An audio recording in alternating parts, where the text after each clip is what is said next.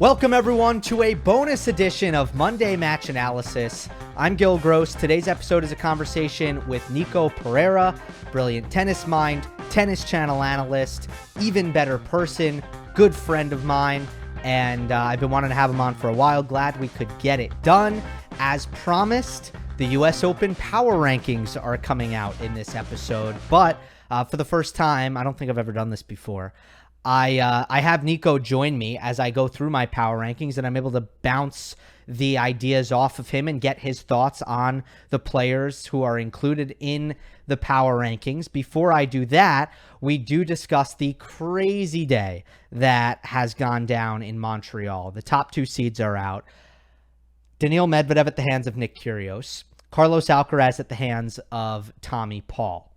And I also asked Nico about Francisco Cerundolo and Sebastian Baez. Got to get Nico's thoughts on any great South American player coming up the ranks. Nico is going to be right on that. He is the authority on tennis in that part of the world, so I got his thoughts on those two guys as well. But before I get to our conversation with Nico, just wanted to get a quick word in on Carlos Alcaraz specifically. Because he took to social media, sent out an interesting tweet that I didn't get to talk about. He said, and I quote, "It was the first time that I couldn't handle the pressure. I have to be ready to have this pressure, to have these kinds of moments, and to learn how to handle it." Carlos, in March and April, there was a certain air of invincibility about him. It was like nerves weren't a thing. And that was something that I covered and pointed out repeatedly. And we're starting to just see that turn a little bit. It feels like in some big moments, he's gotten into his own head. 3 for 11 on break points in this match. Lost a match point, backhand return into the net. And you know, if you watched last week's or 2 weeks ago Monday Match Analysis when I broke down the final between Sinner and Alcaraz, the number one thing that I was critical of Carlos on was how many backhand returns he missed on break point, and most of them into the net. And that's how this match point went. But ultimately, look, he had a lead. He went up a set. At the end of the match, he actually ended up winning more total points than Tommy Paul. Just didn't play the big ones well. Tommy played the bigger ones better.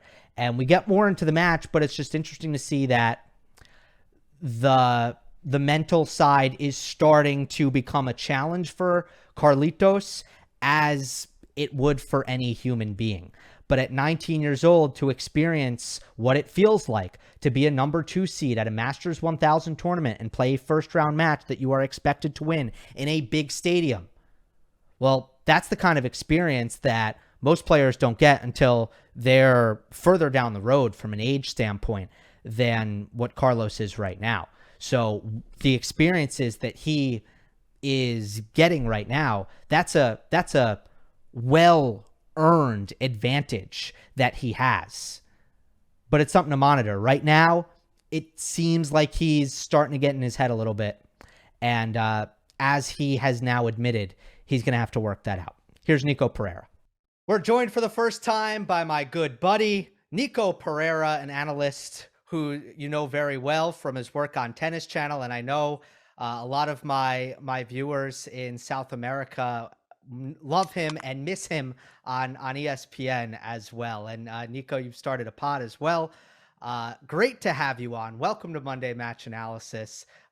We've been looking forward to this and trying to get this together for a long time. Glad we could do it.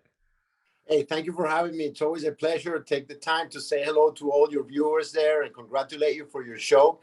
And what a start of the summer it's been after Wimbledon. And it's just fantastic tennis going on at the moment.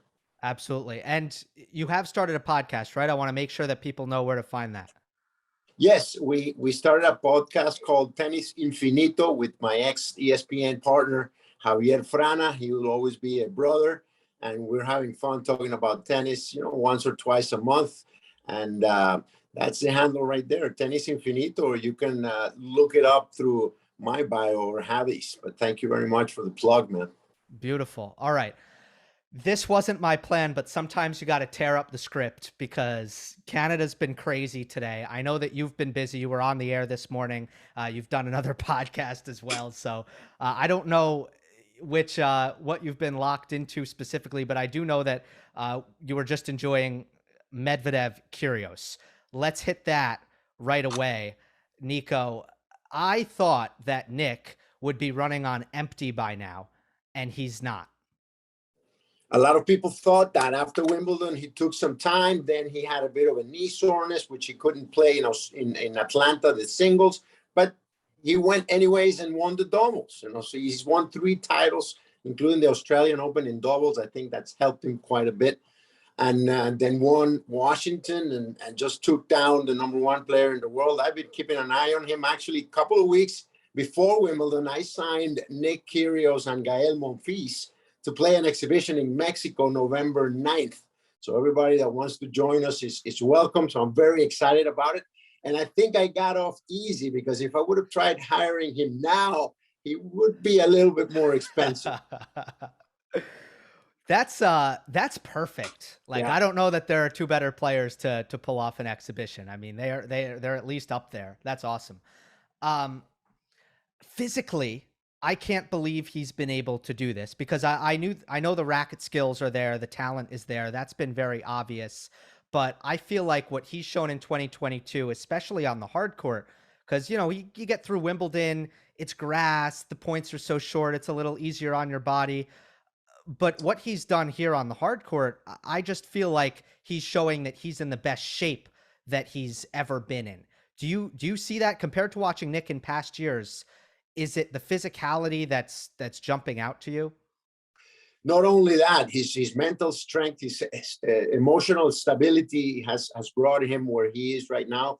But he did say that he worked very hard in the off season. It started showing right away with his good play in Australia. Lost in 4 sets there, a tight one to Medvedev precisely. But you could tell that there was something different about him in terms of physique. He's a good mover for a guy 6'4", 6'5". He has great hands. I think those have improved with the doubles play, and the stamina is there, because you don't maintain your level like that in this grueling schedule unless you're in top shape. And he seems to have certainly paid his dues, and we're all happy. We're all better tennis lovers for it, because we get to enjoy a player like Nick Kyrgios with that talent, and now he seems to be ready physically and mentally. On the Medvedev side of things, I want to talk about his return strategy, because this is another match where there's a lot of serve and volley. We saw Djokovic at the Paris Masters last year, basically on the deuce side, almost every single point serve and volley. Nick was coming in on most of his service points here. What can Medvedev do about that? Because that's clearly in the scouting report. There are some players who don't even serve and volley that much, but when they play Medvedev, now they start doing it because they know it's a good play against him. Well, that's kind of the trick of returning back there. What I don't agree with is with him not making an adjustment, because he was not touching the ball much in the Kyrgios serves. Yes, he had chances. Yes, he did win that first set. But I think, especially on second serves, Medvedev could have used stepping into the court a little more, just to change the pace of Kyrgios that was dominating with his serve. But one of the most cerebral and intelligent players out there is Daniil Medvedev. So who am I to question his strategy? But that would be something that I would look into for the next time he plays someone like Kyrgios. Yeah, I certainly would love to see just the variation and the options.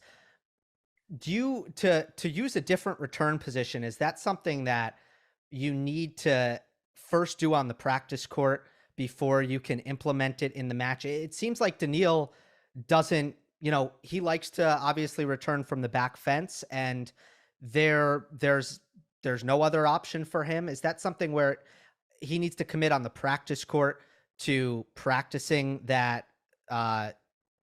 that more advanced, closer in return position? I think a guy of his talents can return wherever he wants. He can return sitting down in the changeovers. That's how good he is. But Definitely, because it's not only the return, it's the second, the third shot, how you set up the point when you play from way back there. What he's looking for is for a longer ball flight to allow him to get to the middle, maybe a deeper return with a different trajectory for the opponent to deal with. We see Rafa being the first one to really do it. Team used it very successfully as well. There are some guys going all the way back there. We saw Emer last week trying to do it. But in terms of Medvedev, it's just a matter of who you're playing against. If you're playing against the best server in the game today, arguably him and Isner, to put, the two biggest servers out there, if you're playing against somebody like that, you might want to switch what they're looking at just to try and get them off their rhythm.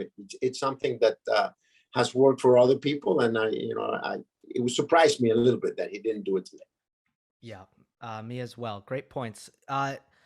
How much of Alcaraz, Tommy Paul, were you able to catch this morning? We watched it off the corner of our eye while watching or working on the Coco Gauff match, because we had the monitors, where it is. And we kept an eye on it, and it was just fascinating tennis, both matches, both the woman and the man. But to answer your question about Paul and Alcaraz, two of the quickest guys, if not the two quickest guys on the circuit. We saw the recoveries that they made, just great ball striking. Tommy Paul has come a long way. Talk about stamina and somebody that used to go away during matches. Not the case today. He was very strong down a set in 4-1, won 11 out of the next 15 games, and finally bested the number 2 seed in a player that everybody has been admiring. But watch out for Tommy Paul this summer. He really wants to do well, and he has put in the hours as well. Yeah, I love the tennis Paul's been playing. On the Alcaraz side, if we spoke after Madrid, Nico, Carlos, he's on the top of the world. Miami champion, Madrid champion, semifinal in Indian Wells. Just that one loss to Korda, but other than that, it was flawless stuff. Since then, he has shown some vulnerabilities in the sense that he's just lost some matches. What have we learned about Carlos in the last couple months, about his game and where he's at right now, 19 years old as a player? Well, his forehand was spotty today.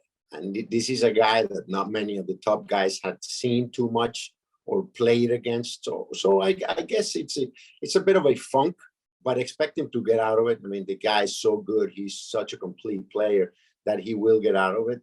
At a young age, it's normal to maybe have more ups and downs. That's why the guys at the top are a bit older. They're a bit more mature. But I'm sure Carlos, with the great team that he has around him, especially Juan Carlos Ferrero, I'm sure they'll figure it out, and they'll put it together sooner rather than later.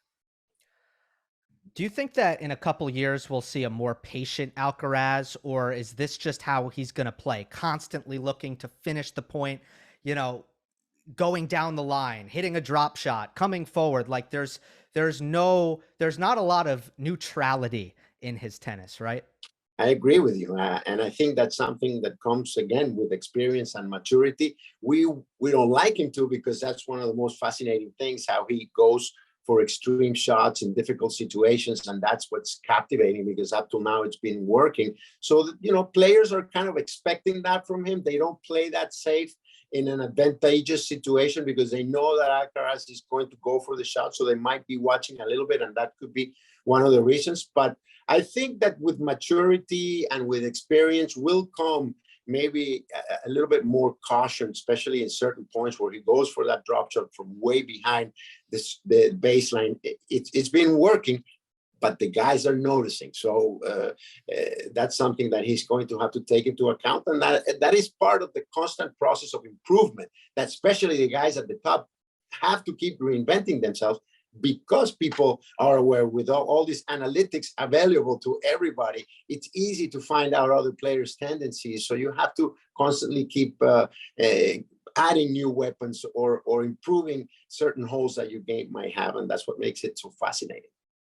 Yeah, Nico, you love all sports. And I guess a good analogy would be it's harder to play quarterback in your second year, right?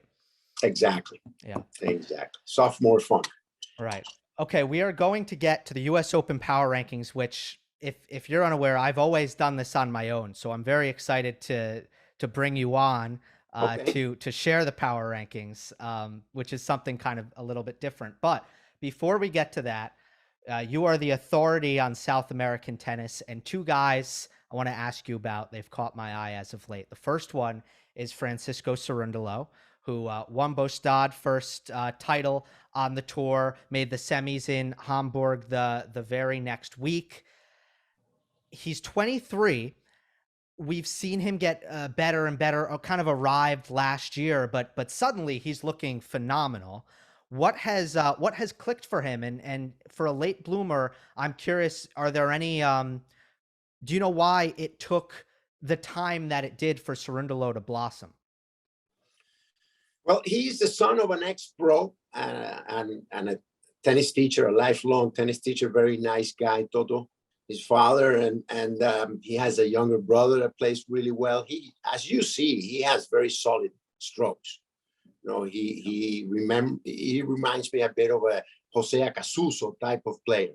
Cerundolo's particularity is that he is very potent. His ball travels very heavy, especially on the clay. He's very tough to beat. That's where he has his best results. And I think what clicked was he got the opportunity to travel a little more as he started winning, because to come out of Latin America, especially a place like Argentina, where the money has been devaluated, it's just very expensive to go out and play. So it took him a little bit more to take off, but he's confident and he's there to stay. This is a solid player that's going to have 8-10 year career inside the top 50 for sure, and hopefully he can go a little bit further. But I think the fact that Diego Schwartzman got there a few years ago inspired a lot of the players in Latin America.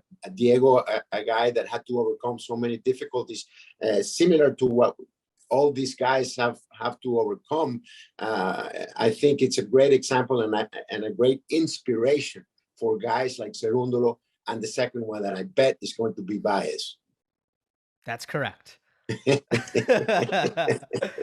Baez is the son of a superintendent, very humble beginnings and very humble person. This is a guy that has had to scrap and fight and just scratch very, very hard for very, very long to be where he is. And this is a hungry guy, a humble kid.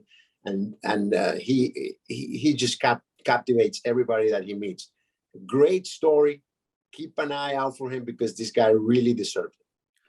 At the height that Sebastian Baez plays at, there's always a concern of, is there going to be an issue with firepower, and what is the ceiling going to be? And, you hope to reach the heights of, a David Ferrer or a Diego Schwartzman. How do you think his height plays into what he does on the court? And where do you see, I'm curious, where do you see his ceiling as a player, Baez? Listen, I stopped putting ceilings. Diego Schwartzman just blew me to smithereens, and he had, it's a known story that everybody when in the 12s doubted that he was going to do well in 14s and 16s and 18s, and then at the professional level, and look at him, top 10. What a story. So I think that's part of the inspiration. But Baez, I think, is Schwartzman-esque in terms of the talent, the touch, the footwork, but could have a little bit more natural power than Schwartzman. Schwartzman improved tremendously when he hit the gym.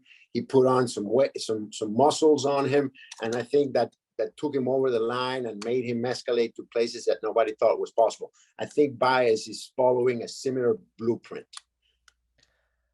Baez on the forehand, Schwartzman on the backhand. It's tough. Yeah. Baez has a bit more of a wristy game, a bit more of a touchy-feely game. Schwartzman is more straightforward and gritty. Yeah. That might be the difference, but the similarities you cannot help but notice. These are two guys that are 5'6", 5'7", that don't have the powerful serve, that have to grind it, that it's difficult because their matches are usually longer, so their weeks are longer, so it's harder to be consistent. And but they just have as small as they are, they just have a huge will to win, and that's what takes them over the line. Yeah, I love it. I love both of those guys. I've been enjoying watching them, and we will continue to enjoy that because they They both have youth on their side at the moment. Let's get to those power rankings, Nico. Do you want to, so we can do this two ways. We can go player by player. I don't know if, have you specifically created that list? I didn't tell you to. But, or you could respond to mine. You could say too high, too low, just right, however you want to go. You're the boss. Shoot me your list, and I'll tell you if I agree with it or if I rearrange it. Because I bet you have it written down right there. I do have it written down. All right, shoot. I don't want to go in. I don't want to go in order though. I want to. No. Let's start with. Let's start with the guy who, the two guys we first talked about to start the show, Alcaraz and Kyrgios. Right now, and this is before I saw today's match, but I'm not sure I would change it. Right now, I do have Carlos Alcaraz at number 3 heading into the U.S. Open, and Novak I'm not including because I think the chances that he's able to get into the United States at this point are really minuscule. So Novak's not a part. So I have only 2 players. You could probably guess who they are over Carlos Alcaraz. Do you agree with that? Definitely. Yeah. Okay. Yeah, I agree with it. Nick Kyrgios, I have right after Alcaraz. I have him at number 4, which shocks me. He has never been, Nico, I've done this for every single Roland Garros and US Open for 3 years. I don't think Nick Kyrgios has ever made my top 10, or maybe for Wimbledon, he's been at the end, 9 or 10. He's never been this high, but he continues to kind of prove that this year is different.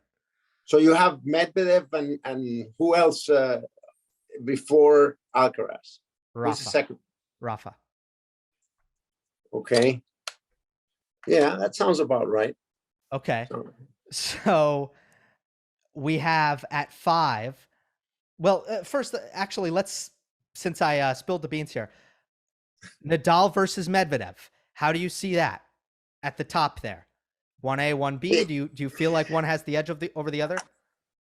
Well, it depends how on the wear and tear. You know, if Rafa gets there winning easy, or if he has to labor a lot, he will be in tune. He will be 100% for the U.S. Open. You can bet on that. But because of the style of play and the difficulties through the years of Rafa in New York, I give Medvedev a bigger chance of beating Rafa in New York than maybe in another tournament on the same surface during the summer. So I think Medvedev has the age factor going for him, but never bet against Rafael Nadal. I learned that many moons ago. To me, every tournament he enters, Rafael Nadal is the favorite to win it. So if the health is 100% and yes. the energy levels is 100%, the energy level is always 100%. That's what's so admirable from that guy. You know, hats off to Rafael Nadal. He is the ultimate pro of all pros in any sport ever. It's getting late in the season, Nico, and there's really only one match that Rafa lost where his body wasn't deterring him in some way, and that was Alcaraz in Madrid. Every other loss, you could say his body sort of failed him. So I think to say Nadal is in that number 1 spot, if his body is right, I think that really aligns with everything we've seen this season, plus the intangible factor and the greatness that you're referring to with, by saying something like never bet against Rafa. So the way I look at it right now is I have him at number 2, but I'm on the same page as you. If he shows me some good health, he's going to be at number 1. Agree. Totally agree. I mean, we're there. I would put both of them at 1, tied with exactly 50-50, talking about Rafa and Daniil, depending on how Daniil, plays next week and the draw that he gets at the Open, because that is a factor, definitely. Nowadays, tennis is so competitive that if you get a couple of 5-setters the first week, your chances, just diminish in important fashion. But you have to agree.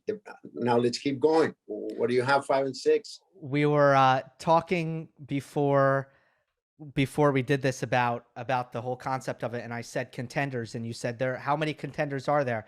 So where's the drop off? Is the point where if this player wins the U.S. Open, you'd be stunned? We got through the first four: Medvedev, Nadal, Alcaraz, Kyrgios. At number 5, I have Matteo Berrettini. Is that, as after Kyrgios, is that where you draw the line of I'd be really surprised if they won the tournament? Well, Berrettini already, has done really well in New York. So he's a guy that has all the weapons. He didn't look too good yesterday. He was not that motivated. I don't know if there was something wrong with him physically or mentally, but easy loss there, and it surprised me. I didn't see the desire in the eyes, so I don't really know what's going on with Matteo. But you have to put him in the top 6, 7 because the guy has all the weapons. Totally agree. Australia. You have to put Tsitsipas as well somewhere in there, even though he has not been playing to his or our expectations. I think he's always going to be a contender for majors. He's already done really well. He has the mindset, and he can go off on any 2 weeks on any surface. My first instinct was to put Tsitsipas at 5. And then I looked at just the history at the U.S. Open, and I don't think he's been past the third round. I know he hasn't been to a quarterfinal. He had that Borna Coric loss a couple years back where he had 6 match points. And then last year he had the 5th set tiebreak loss to Alcaraz. So that is why Tsitsipas at 6, but I put Matteo over him because of that. Makes sense. It has some logic to it. Yes. Why do you think Tsitsipas has not played to expectations? Because I agree with that. Well, there has been some tinkering in the box. I don't know if that has something to do with it. They brought in Thomas Enquist. Papa started separating a bit. Then he came back. I don't know where they're really at. He just has not been getting the results. He's been getting beat. That aura that he had maybe a year and a half ago, that he could only lose to 3 or 4 guys tops, it's kind of gone. I don't know if the guys in the locker rooms discovered something, but to be honest, I have not watched him play too much lately, but I'll get back to you on that. Okay.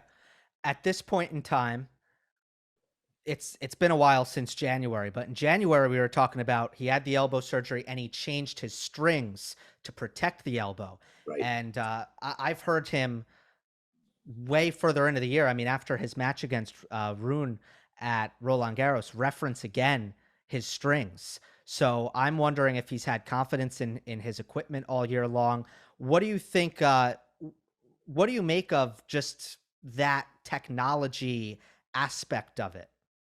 Well, I had a chance to hold one of his rackets in my hand, and it was like the hammer of Thor. It was heavy, with a big grip, with a tight string. So it does not surprise me that his arm, one way or the other, kind of sent him a message. And that's just very personal, how you play with the particularities. So once you start tinkering with that, you change your racket, you change the strings, you change the tension, maybe you change the grip in order to play pain-free. But it's very difficult to adjust when you've grown accustomed to something and the progression has been natural up to that level. I know it was very difficult for me. I had to go down significantly in weight, and it took me a while to figure it out. So maybe that's exactly what's going on with him. Andy Murray, another guy who tried to make a change earlier this year. He went right back to the old one after it didn't work. At number 7, after Tsitsipas, I have Felix Auger-Aliassime. If we were doing this back in February, he would have been higher.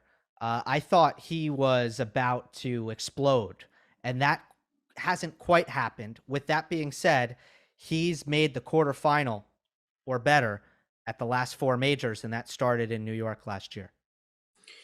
Yes, again, a complete player. He has improved his forehand issues, which were serious. I think Uncle Tony has helped him a lot in that sense. So if he clicks with the serve and the athleticism that he naturally possesses, he is a legitimate title contender for the majors, definitely.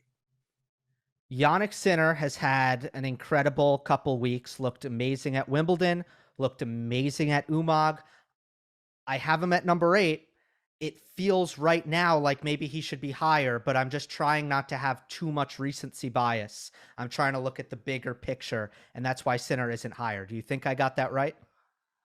Yeah, Sinner should be higher, but he has so much room for improvement. That's what's so downfounding about this guy. He has room for improvement on the serve. He has room for improvement in the strength. That doesn't give him the consistency in a long 3 out of 5 2-week event to maybe win it. But if he gets the right draw and gets rolling the right way, certainly has the quality and the presence to win a major. He's already a contender, definitely. Let's see what he does in Canada and Cincinnati. He's definitely someone with a Yeah, chance to rise up these power rankings, which will get yeah, updated, of definitely. course. At number 9, big win last night. Taylor Fritz over Andy Murray.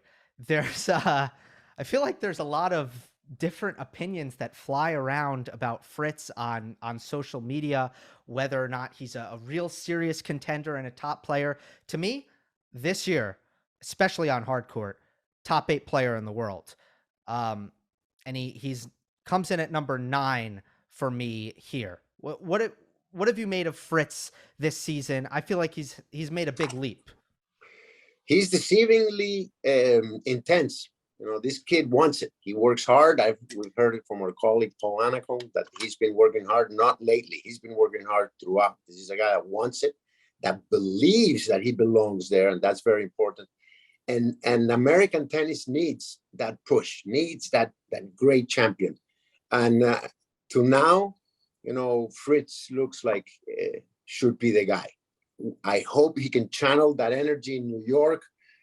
He's more of a laid back California guy, but if he could channel and feel comfortable in that atmosphere, he certainly has the weapons to do it. He has improved tremendously up at the net. He's moving a lot faster, side to side.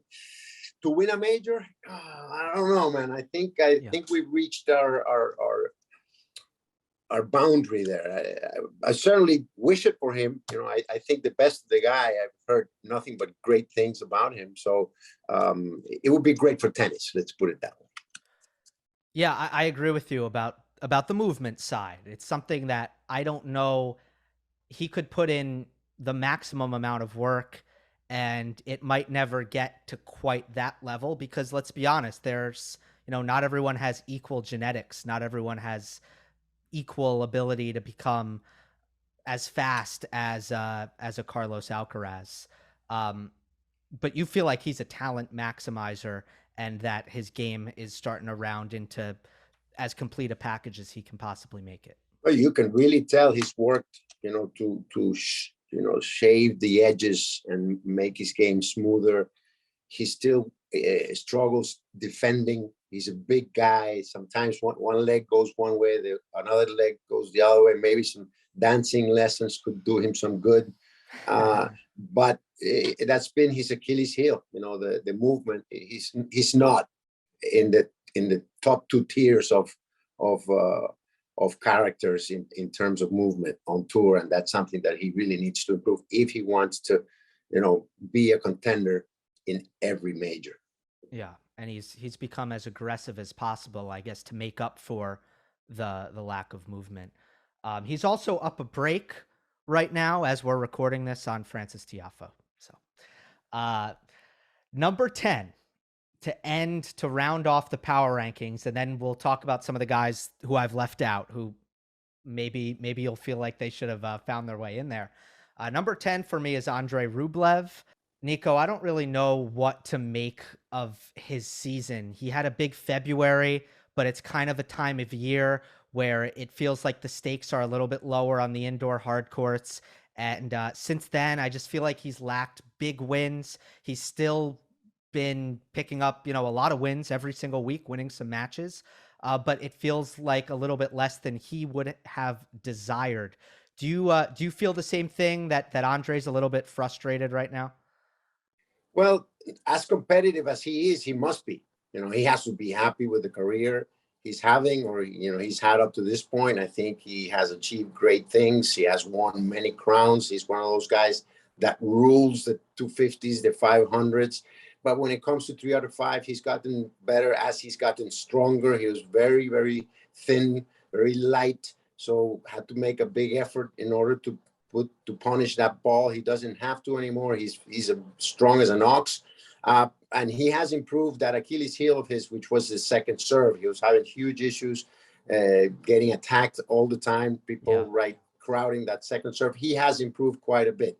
I think he's going through a bit of reorganization in his game. He needs to work on playing better inside the lines, feeling more confident at the net. He has the hands. He's just not used to attacking, closing out the points at the net, which is something that could help him play shorter points, because he just is not used to coming in. So I think he's lacking a couple of elements in terms of being a major contender, but he's been right there. I mean, he's won matches at all levels, and he's someone that nobody wants to see across the net. Fantastic player. He's been in the U.S. Open quarterfinal a couple times, ran into to Medvedev. Am I crazy to have Fritz over him? I feel like that's something that some people will critique in the comment section, Nico. Well, you do share the same passport, so it's a toss-up. I will be accused of bias. Yes. there you go. Yeah, I think Rublev has been better up to this point in the majors, but I do feel that the fact that he's playing at home, he's going to be comfortable, that might give Taylor Fritz a bit of an edge. All right, the guys I've left out, 2 stand out to me, and then no one else, although you can bring up someone, no one else was really making me think very hard. The 2 guys are Hubert Hurkacz and Cameron Norrie. Yeah, 2 guys that are sneaky. Both are very dangerous opponents that have beaten the best players in the world. Hurkacz maybe more than Norrie. Hurkacz has improved tremendously in terms of movement. Norrie is just a guy that, I mean, all off. That's a guy that had put a ceiling and blew it right off as well. I never thought he had the kind of temperament and the time and the kind of resources tennis-wise to get to top 10, but he's proved me wrong, and I admire and enjoy watching him. So it would never surprise me. We know he's ready. We know that he's fit. He might not have the weapons. He's gotten a lot stronger, so now he gets some free points off the serve. That's been a big difference in the last year and a half for him. But again, major contenders, it would not surprise me if either one of those guys had a great 2 weeks and came out with a major title in hand. Hubert Hurkacz, we have seen a spectacular run from him in a major, Wimbledon last year. He beat Daniil Medvedev. He destroyed Roger Federer and lost in the semis to Berrettini. We've also seen a lot of early exits at the major. Why do you think there's such a big delta between what we sometimes see from Hurkacz on the positive end and the negative end? I just think his style of play suits some players and doesn't suit others. He's a guy that doesn't give you anything, but doesn't take anything either. He has the power issue. He's a big boy. He has improved his movements, but he's not one of those guys that has knockout punch. With all due respect, awesome player. I mean, I couldn't even tie his shoes, but that's what I paid for, to analyze from a neutral point of view. And I just think that Hubie has issues with players that are a bit more crafty, that are sure-handed, that don't miss too much. If he gets the unforced error type of player, that's a good matchup for Hubert Hurkacz. Up to this point, if he gets somebody that's not going to give him too much, that's when it gets uphill from him. And then on the clay, he plays very flat. So on the clay, his ball just doesn't develop much speed after the bounce, and that's very comfortable for the clay quarters to hit him off the court with some angles and high balls. He doesn't feel that comfortable because of the style of play that he has. A lot of the times when I watch him, I think if this guy had a big forehand with a lot of racket head acceleration and could really generate. That would be such an incredible package in a player. There's so much else there. Obviously, you've mentioned the movement, and the serve is huge at his height. That's kind of the part of his game that does have the muscle. I feel like he's a forehand away. I don't know if it's going to happen Well, or the not. thing with the forehand is that first he has to solidify it. When things get tough, Hubie's forehand can break down. I've seen it more than once, and the locker room knows it, and he knows it. So that's a serious issue. That's a serious deficiency to have, because under pressure, it's when the boat starts to take water, and sometimes it's just impossible to save. All right. In recap, number 1 is Medvedev, 2 Nadal, 3 Alcaraz, 4 Kyrgios, 5 Berrettini, 6 Tsitsipas, 7 FAA, 8 Sinner, 9 Fritz, 10 Rublev.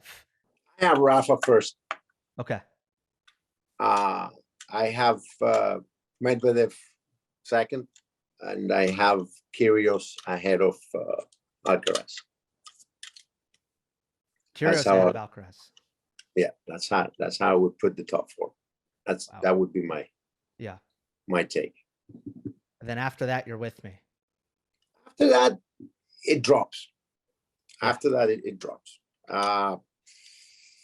Fifth, it's a tough one. It's a tough one because you need to wait at least for this first 1,000, to see how the guys are playing. But you after what I saw today from Kyrgios, I have to put him ahead of Alcaraz, because his serve is just insanely good. And with that serve on a fast surface, you have a big advantage. But after that, it drops. Didn't like what I saw from Matteo. Unfortunately, I think he's an awesome player. I enjoy watching him play. But watch out for Tommy Paul. Watch out for Tommy Paul. He's playing good tennis. Francis Tiafoe playing awesome tennis. He wants it really bad, and it's going in the right direction. Taylor, Fritz, it was a question mark of how he came out of the injury, but he looks to be just fine. He looks to be playing just fine. And I'll get back to watching some more tennis and keep making my mind. But, these are all awesome players, and it's great to see this week in Canada, next week in Cincinnati, how they go against each other in these 1,000s that are just filled with top quality talent. It's a privilege to be watching this type of tennis. It's great tennis. Absolutely. And we have the privilege of hearing you on Tennis Channel, breaking it all down, which is always a great way to start my morning, to hear my good friend and the brilliant Nico Pereira. Thanks for coming on.